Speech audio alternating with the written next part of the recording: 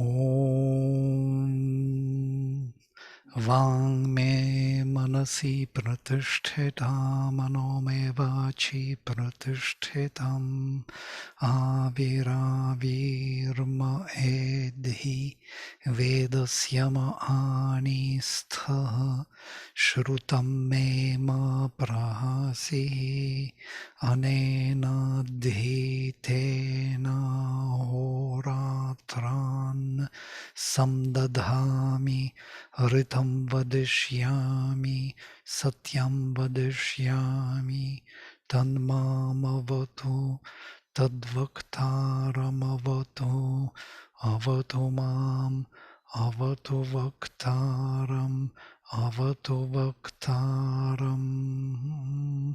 Om Shanti Shanti Shanti.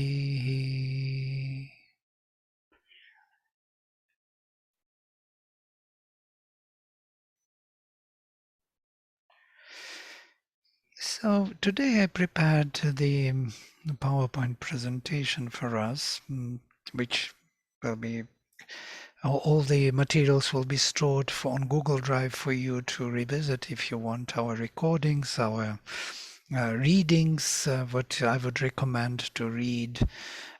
So I created 10 modules, which we will have to cover within this specific topic of Vedic times. And I want to give you also the overview of the whole Indian tradition. So I will cover today exactly that part, historical part, which is usually never covered.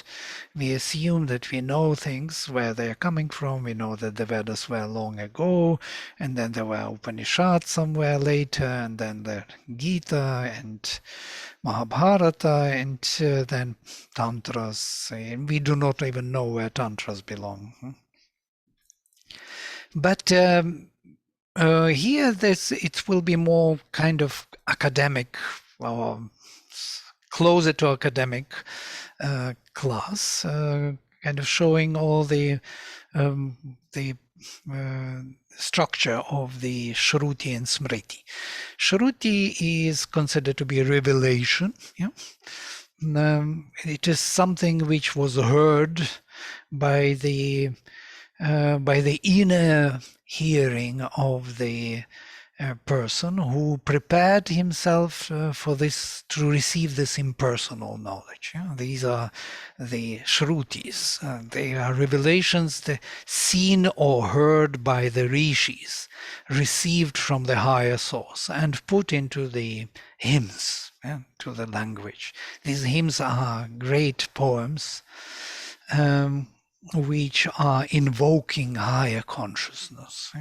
And actually they are acting in that way. They are invoking it and making it settle, stutis, like a settlement or establishment of that higher consciousness within our frame. And Smriti is memory, memorizing or thinking over. Something which was created already with the help of the human mind. All the Smriti tradition is, all the darshanas, philosophical treatises, all the sutra literature, whatever we know, yoga sutras, all the sutras, dharma shastra, all the shastras, it is Smriti. All the Mahabharata, all the Puranas, all the Tantras belong to the Smriti tradition. They are not considered to be Shruti. So what is Shruti? Shruti is, first of all, let us look into Shrutis, scriptures. These are 4 major parts of Shruti. That is Samhita texts, the collections of hymns, the oldest. We can date it from 6000 to 3500 BC. There are different scholars dating it for different timings. So Tilak, great Tilak, Gangadhar Tilak, Lokamanya Tilak, he dates it 6000 BC. He found the evidence in Taittiriya Samhita, because there is a description of a particular particular constellations, which he could calculate back, and he calculated back to 6000 BC. And if Taittiriya Samhita mentions the time of 6000 BC, then Rigveda Samhita is much older. So we can imagine that Rigveda could be much before 6000 BC at least. I don't want to say when. Truly speaking, even these dates are very relative because they speak about the matters which are of some eternal meaning. So they belong to some kind of infinite and eternal mind, which doesn't matter when it is spoken or projected or expressed in terms of the words, because it is constantly there, even now. So the hymns to the mystic fire are as actual today as they were actual that time when they were composed. So there is, truly speaking, not a big difference. The difference is that we are not so open to them anymore. But if we open up, we could see that what they do to our consciousness. As Sri Aurobindo somewhere says, there is very little of that cultural in the Gita, even in the Gita. Everything what Gita speaks is about the eternal truth. So the same with the hymns to the mystic fire. And then there was a gap, and quite considerable gap. I'm not showing here from 3500 BC to 3000 starting Brahmanas. The Brahmanas are the commentaries on Samhitas. It's a big portion of literature. There are a huge number of Brahmanas. There's Aitareya Brahmana, Taittiriya Brahmana. Taittiriya Brahmana has 3 volumes.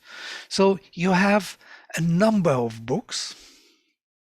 Shatapatha Brahmana of 100 Paths is a huge 6 volumes. So all these Brahmanas, if you collect them, it will be the whole literature, the whole library. And they are assigned to particular samhitas to explain them in some ritualistic and mythological manner.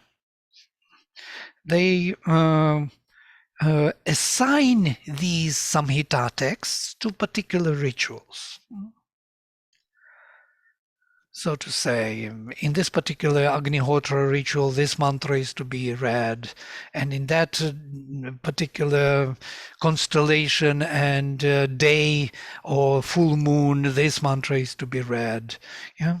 On this occasion of the birth of the child, these mantras. On this occasion of the marriage, those mantras. And this and that. So the mantras are being redistributed for the cultural application or everyday use, as it were.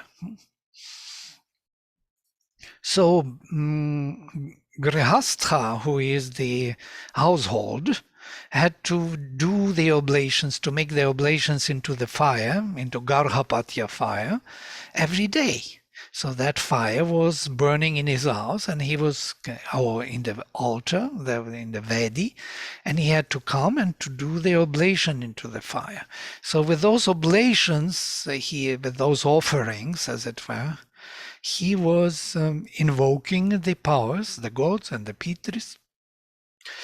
At the end, there was only one fire, but originally there were 3 fires. One was for Garhapatya, for the householder, for Grihastha. The other was for the Pitris, which was Dakshina fire. And there was Ahavaniya fire for the gods in the north. So they were distributed on the Vedi in such a way that Garhapatya for the householder was towards the east, towards the gods, to the gods was towards the north, and to the Pitris towards the south. And it's interesting because if you turn towards the east, the right hand will be towards the south, the left hand towards the north. So this is what we know as Pitriyana and Devayana, yes? The double process of evolution, as Sri Aurobindo would say in his vision. So we are evolving in the double terms. This evolutionary workings of nature is double. So one is the evolution of the body through the inheritance, so through the genetic code, so to say, through passing through our children, we evolve in the body. So to say, we pass all the changes through our genetic codes to our children, who pass to our children, so grandchildren, and so on. And the other is through reincarnation of the soul. So this double process of evolution of Devayana and Pitriyana is constantly going on within ourselves. It's quite interesting to see that this Agnihotra ritual, which Brahmanas introduce, it's only in Brahmanas that we have this vision, that and there are 3 Vedas are connected to these. We will speak about this more in details when we come to the Brahmanas. I'm just making an overview how it was ritualized, and the cults came into existence, cults, yes, which created culture. Culture is nothing but connected to the cults, to the repetitions in a particular calendar. So this day we do this, we go to the church on every Sunday, we go to the church and we put some sticks, incense sticks, and we do certain prayers on certain occasions. So that creates a repetition in the society, which creates actually a social culture. And the Indian culture is very rich, as you know. There are so many sacrifices, so many offerings, so many gods to be propitiated and mentioned and invoked in different times. So we have a very rich culture. And it is because of Brahmanas externalizing the internal knowledge of the Samhitas. Sri Aurobindo says that Brahmanas came as an attempt to recapture, to come back to the knowledge of Samhitas which was lost. Somehow there was a gap between the period of Samhitas, rishis, and trying to bring that knowledge back to make it alive again.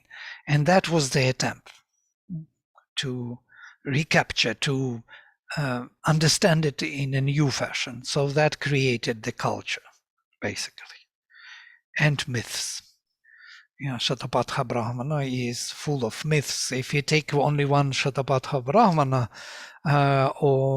which belongs to Shukla Yajurveda, so we will see that this Brahmana alone gives us all the myths which later Puranas will be dealing with. Puranas will be retelling the myths of the Brahmanas. I hope I'm not speaking gibberish here.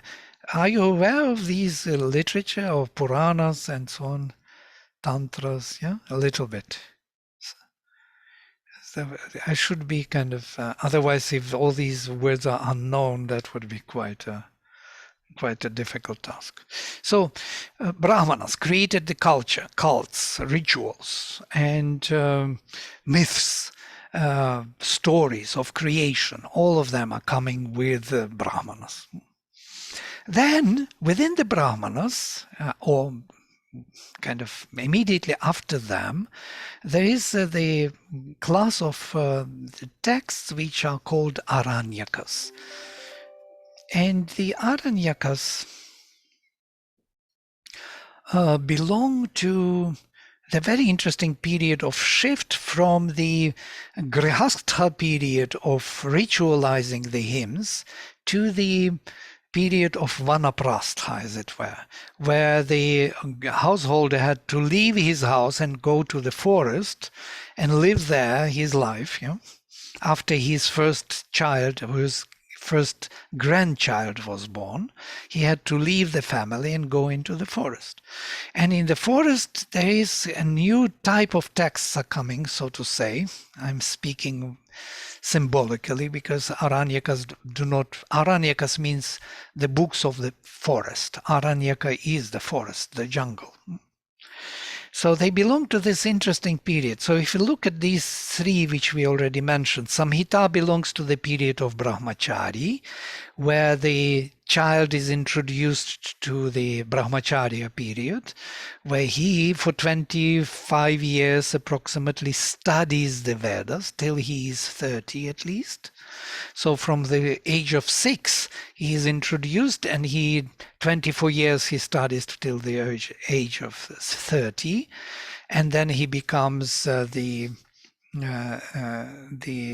he can marry finally. He becomes grihastha at the age of 30, notice. So he learned by heart all the samhitas, all the texts during this period. Now he comes and becomes the householder. And he makes oblations, and he ritualizes everything what he learned by heart. He knows all the mantras by heart. Now he does the rituals with the mantras in his mind, uttering them while doing oblations into the fire. Over the period of 25 years, until his first grandchild is born. So he has children immediately in the first few years, and then when his children get the children, then he is to leave the family. He has to go to the forest. And then the period of Aranyikas starts. He is given for the first time the explanation of the Samhitas and the Brahmanas, applications to the rituals, in a different metaphysical or psychological manner. He understands that these things, what he did over his life, this full life of first learning and then having a family life, in a new light. So he receives new explanations. Aranyakas are giving these explanations. They are very rich, actually. Taittiriya Aranyaka is so profound. Aitareya Aranyaka also. We will look into these texts a bit more. And they explain to him what has happened to him, what these texts are about, and he knows them perfectly by heart. Notice, he doesn't need any books. He can draw his knowledge from his memory. He can quote the texts to himself. You see, it's not that he is sitting with books reading. He knows by heart. Now he has time to reflect upon it. And finally, once these 25 years are gone, so notice 25, 25, he has to be around 80 now. Then he goes into Sannyasa period. And Sannyasa period is a renunciation of all. He should not live even in the forest. He should roam around and live by the bhiksha. Bhiksha is the alms. Yeah, he is asking whatever is given to him, he lives from that. Yeah, and that is the period of Upanishads, or pure metaphysical treatises, or psychological or spiritual explanations, where he seeks only the union with the divine. So now you can see the whole procedure, how it was beautifully laid out. But notice I'm also putting the times on these texts for you to see how they evolved over time. So I'm doing synchronic and diachronic approach together. So putting on the scale of time and on the scale of space, these ashramas, which Brahmin has to live through. First, initiated into the studies. Second, family life. Third, the life of the ascetic in the forest. And finally, the sannyasin who renounces all. So you can see that the life of the Brahmin was like one big project. So he was born, he was initiated, his initiation was a second birth. It was considered to be a second birth. Yeah? First birth, he is born in the body, physical, and then he was initiated into the knowledge, and that is his second birth. That's why they're called twice born, because they were initiated second times into a new birth, spiritual birth. Yeah, if you have any questions, you can always, or clarifications, you can always interrupt me. I'm welcoming this. I'm not the type who wants to finish his presentation and then to have questions and answers. If something is urgent to be clarified, please interrupt. Is it clear until now what I want to say? Yeah? Or it is somewhat. It is clear. Clear, great. Okay, let's look into what we have. So we have 4 samhitas. Samhita is literally means the compilation of the hymns, yeah? Gathering together of the hymns. Samhita, put together. Traditionally, it was considered that there were 3 major samhitas, 3 major Vedas. We call them Vedas. Yeah? Rig Veda, Yajur Veda, and Sama Veda. This knowledge was called Trividya, yeah? Triple knowledge. And these 3 Vedas belonged to triple realms. We will speak about this more in detail when we come to it in the second module. So Rigveda belonged to earth, Yajurveda to space between heaven and earth, and Samaveda to heaven. So they cover 3 regions, as it were. Yajurveda belongs to Pitriyana, Samaveda to Devayana, Rigveda to the Grihastha, to the householder. It is in this householder, in this body, that the sacrifice is being made, and Devayana and Pitriyana make sense. Yeah?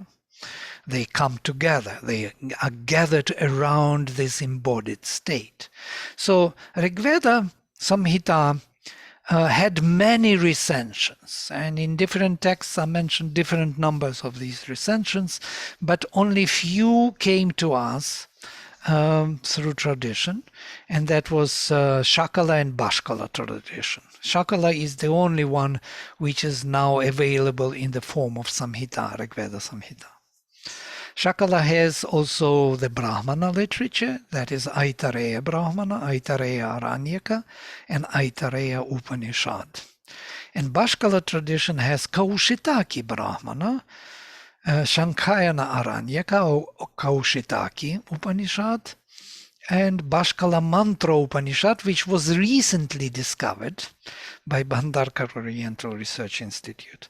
I must say that there are many manuscripts which were never read.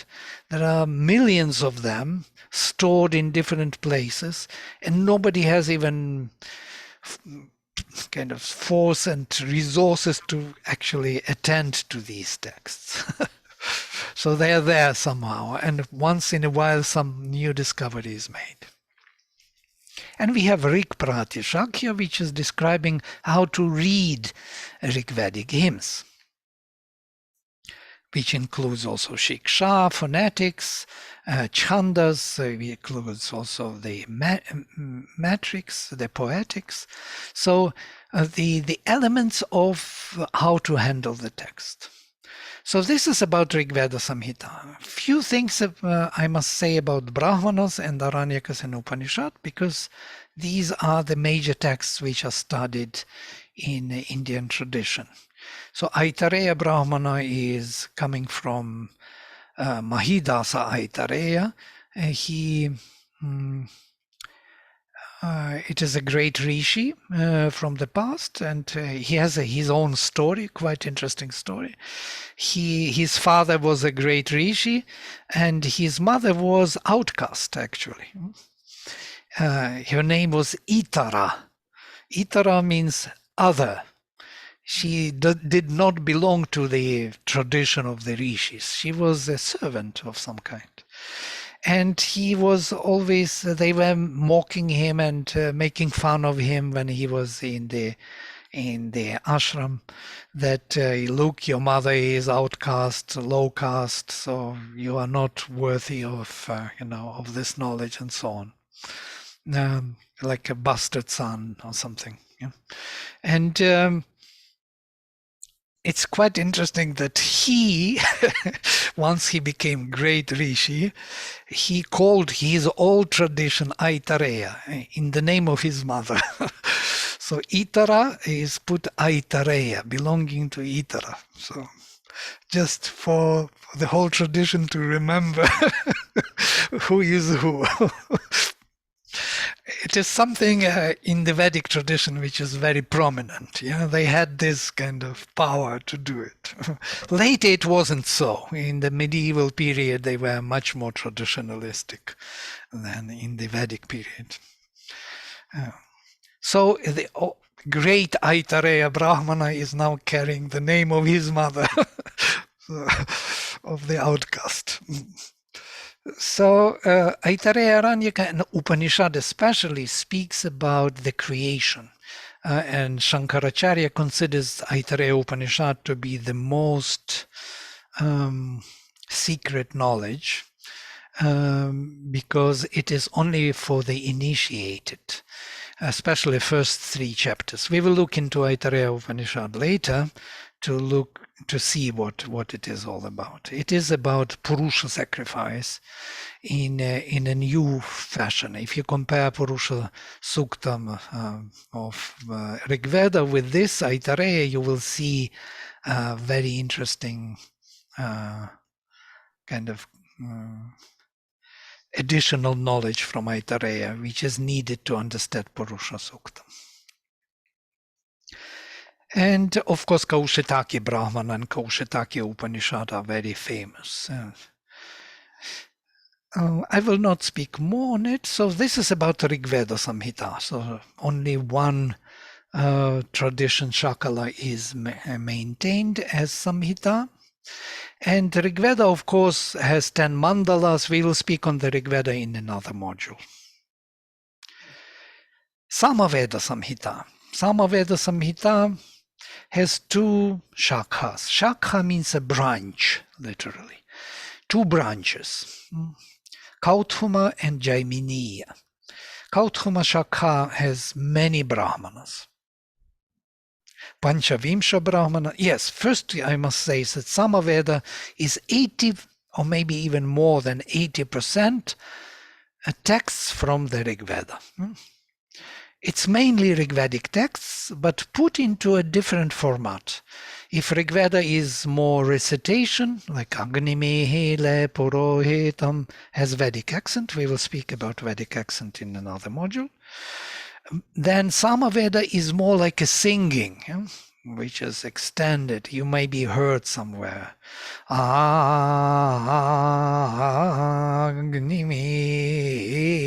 They will be spreading the words, and they have notations, 7 notes, as it were.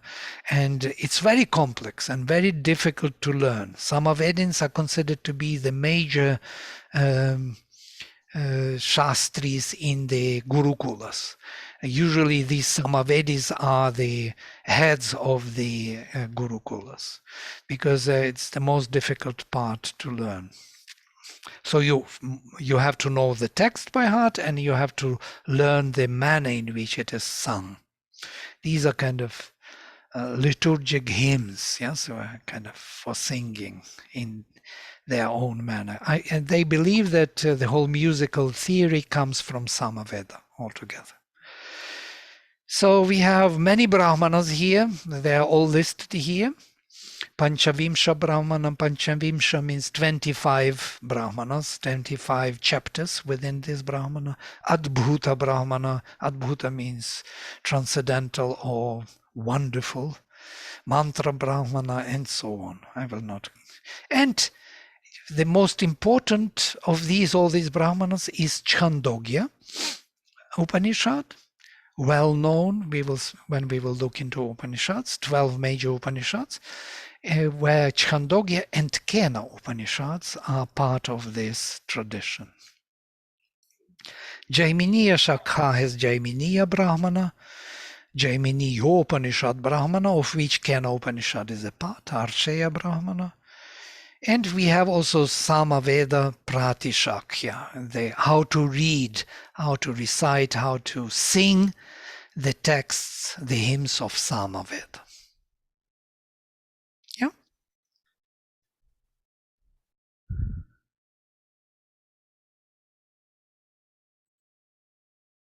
Is it something what you wanted to learn, or it is something too much? No, it's okay. I want to check with you. Yes, kind of. Okay, then we move forward. Yajurveda. Yajurveda split into two Vedas, Krishna Yajurveda and Shukla Yajurveda. Yeah, this is Krishna and this is Shukla. So the split happened in the time of the Brahmanas, yes, when the Brahmana literature was composed. And I must tell you that all this literature was composed and orally transmitted. It was not written down. This is something else we have to remember. It is not something like you write the book and then you read the book at home and then you remember. No, it is transmitted orally from teacher to the student. He has to learn it by heart and only by heart.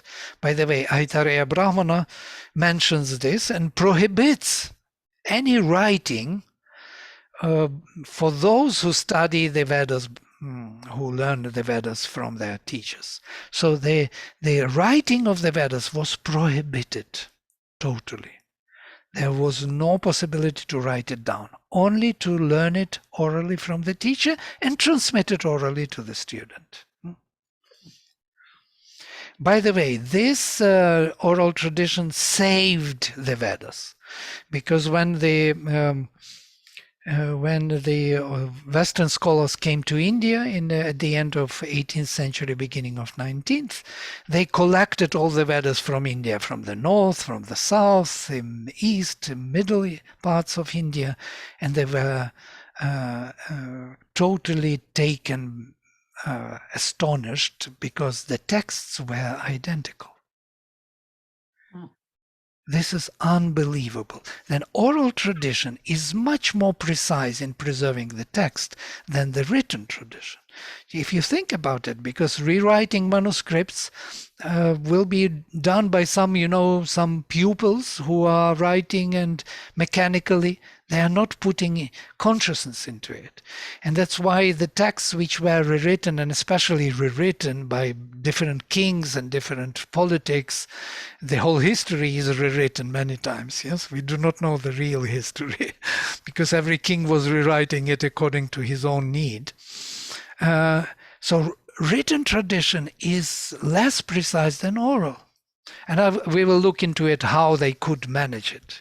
There was a very sophisticated system to really learn the text by heart. It's not just learning one text.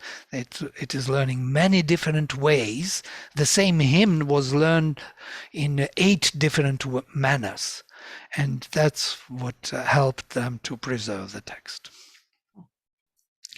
So in the time when this Brahmanic literature started to emerge, the split on Krishna and Shukla Yajurveda took place because of dispute between Vaishampayana Rishi and Yajnavalkya Rishi. Yajnavalkya Rishi is a famous Rishi who composed Isha Upanishad, as we know it, yes, which became the foundation for Life Divine and the whole kind of interpretation of Sri Aurobindo. Sri Aurobindo found in Isha Upanishad the whole foundation for his integral yoga. And so Yajnavalkya was objecting to Vaishampayana to include the Brahmanas, the explanations, the commentaries, the myths into the Samhita text. They were including the kind of the commentaries into the revelation text. And he said it's not proper. Revelation has to stay. It is from the beginning of time. So we cannot really kind of introduce our texts, our explanations into these texts. So Vaishampayana said, okay, if you consider this to be wrong, give back the knowledge you received from me, he was his teacher, and leave the ashram. So he banished him. According to tradition, he opened his mouth. He said, okay, I will give you back your knowledge. He opened his mouth, and from his mouth, small bird, titiri, flew out. And that was the knowledge of the Veda, which he learned from Vaishampayana Rishi. And that titiri, interesting name of the bird, became Taittiriya Samhita. Yeah? It belongs to the name of the bird, which flew out from the Yajnavalkya's mouth. So you can see how interestingly the names were given to these traditional texts. One is Aitareya, named the whole tradition by his mother, other by the bird flowing from his mouth. So this Taittiriya Samhita became mixed. So we have Taittiriya Brahmana, Aranyaka, and Upanishad introduced into the Taittiriya Samhita text. And that's why it got this name Krishna Yajurveda, Black Yajurveda. Black means mixed. Shukla means pure, white Yajurveda, so unmixed. So Krishna, black, and white Yajurveda. So Krishna Yajurveda has major four recensions of four shakhas. Kathaka Samhita, which is the oldest, in which we have also Katha Upanishad and Kathaka Brahmana. Kapishthala Kathaka Samhita, which has also Kapishthala Katha Brahmana. Taittiriya Samhita, which is the most famous today, nowadays in India, is Taittiriya Samhita, which took all India. Yeah? Because Sayana, who wrote the commentaries on the Samhitas in 14th century, 14th century AD, he was from Taittiriya tradition. So Taittiriya Samhita has Taittiriya Brahmana, which is very famous, Taittiriya Aranyaka, and Taittiriya Upanishad, profound texts. So there are 10 chapters within these, and within Taittiriya Aranyaka, the last chapter of which is Mahanarayana Upanishad. Then we have Maitrayani Samhita, which is the youngest among all, which has Maitrayani Brahmana and Upanishad. And we have Taittiriya Pratyashakya, the way how to read in this Taittiriya style. They are all a bit different. Rig Pratyashakya is the oldest. It tells us how to read the Rigvedic hymns. Samaveda Pratyashakya, Taittiriya Pratyashakya, how to read Taittiriya texts of Krishna Yajurveda. They have their own peculiarities, in pronunciation, in accentuation, in Vedic accent. And we will look into these styles and learn to read different styles.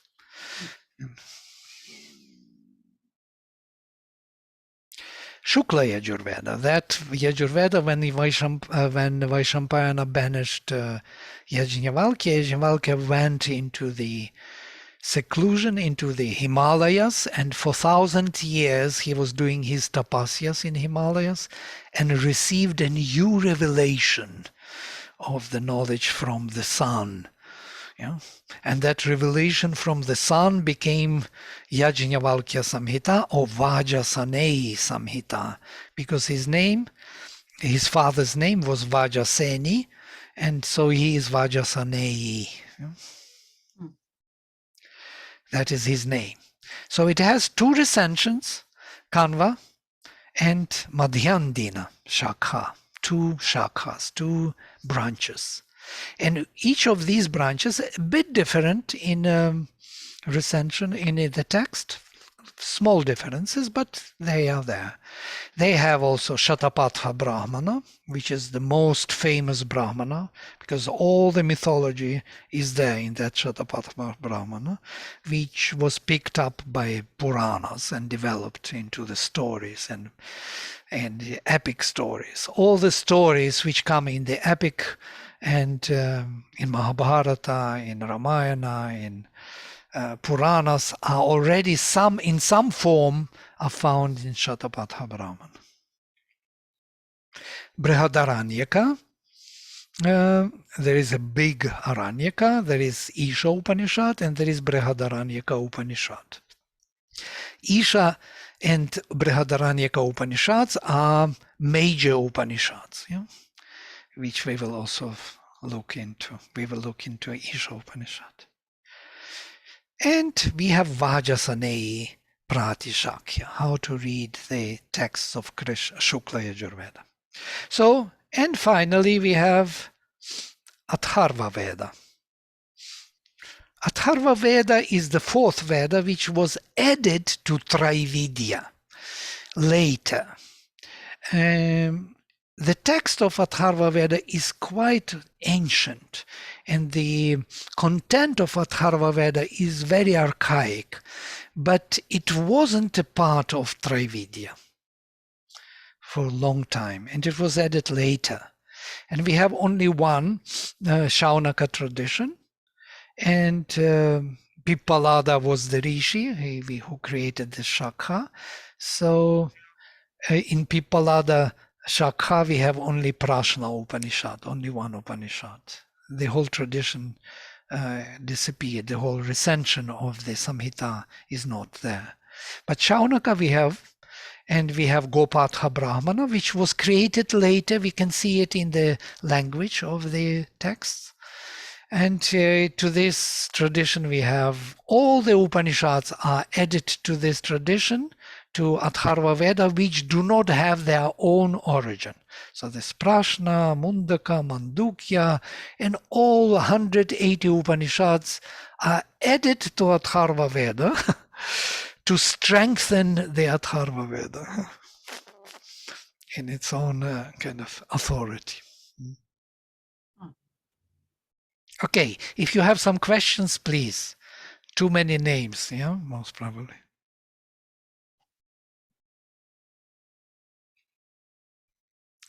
But some of them must be famous, even to your ear, like Prashna Upanishad, Mundaka.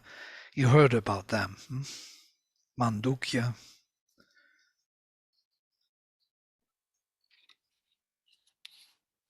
No? No questions?